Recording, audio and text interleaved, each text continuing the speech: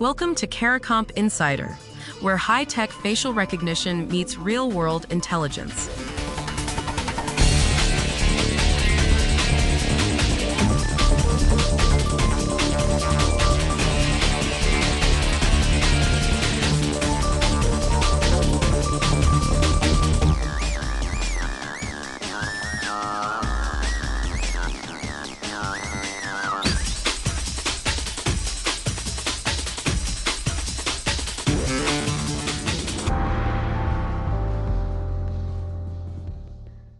When an app flashes those two little words, identity verified, you think one thing happened?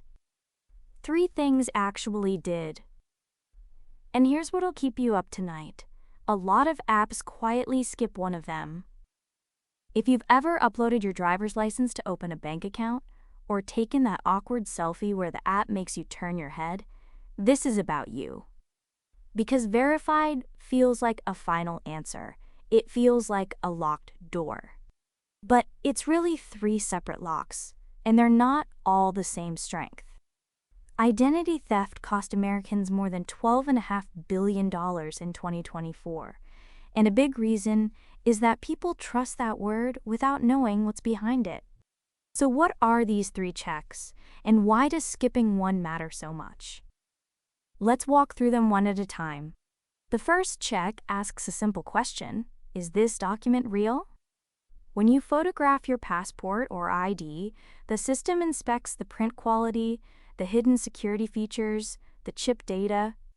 But fraudsters now use cheap editing software to morph the portrait photo on a real document. So the document can pass as authentic, while the face printed on it was secretly altered. That's the catch most people never consider. The second check is called liveness detection. In plain terms, it's confirming there's a real, breathing human in front of the camera. Not a photo, not a video replay, not an AI-generated face. This is why apps ask you to blink, smile, or follow a moving dot. That's called active liveness. You participate. Other systems use passive liveness, working silently in the background by reading light and texture on your skin. Active checks are harder to fool, but annoying. Passive checks feel seamless, but a sharp deepfake can sometimes slip past them. Now, stay with one detail here. Liveness proves you're alive and real. It tells you absolutely nothing about whether your face matches the ID. That's the third check, facial comparison. The system turns your live selfie into a template, basically a mathematical map of your face.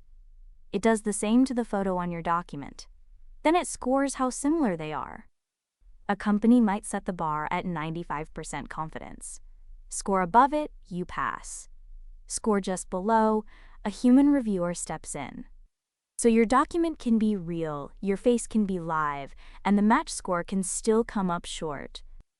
Picture airport security as 3 moments in a line. The counter agent checks your passport isn't forged. The next agent confirms you're a real person, not a cardboard cutout. Then they compare your actual face to the photo. You could clear 2 and stumble on the third, and the officer just waves you through or sends you back. They never tell you which lock held and which one failed. And here's the gap that catches even fraud teams. Liveness guards the live session, right now, in real time. But deepfake detection guards the files you submitted earlier, the document photo, the selfie uploaded minutes ago. Run only one, assume the other's covered, and a synthetic image walks straight through. So when an app says verified, it doesn't mean you are definitely who you claim to be. It means 3 different checks, each cleared a bar that someone, somewhere, chose to set. And those bars are almost never equally tall. Let me leave you with the simple version. Verified isn't 1, yes, it's 3. Is the document real? Is the person alive? And does the face actually match? Skip any one, and the word still lights up green.